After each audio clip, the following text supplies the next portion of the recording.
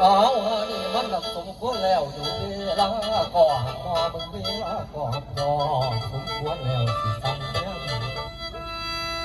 ทั้งหมอแค้นกับเป้าเจ้าเสียงยาวแค้นดัง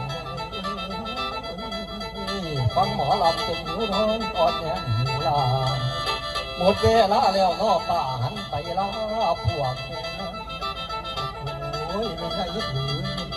พ่อใหญ่เอ๋ยพ่ออยากไก่ขอปล่อยเวลาหน่อยเฮ็ดจังไรสายใจผมพ่ออยากมารับใครอยากมาซอยทำงานเป็นลูกหลานนั้นรวมฟ้าเรื่องเศร้าพ่อย้ำจริงพ่ออยากหาผ้าเขาออกมาเทียมพวกเมียแกจงใจเด่นโอ้นั่นรออยู่บุญบ้านต่อไป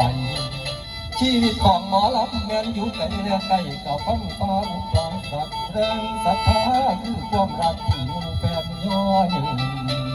วันหรือขึ้นก็ทนสู่อุตสาหลำจนแก่งพวกแม่ป่าพร้อม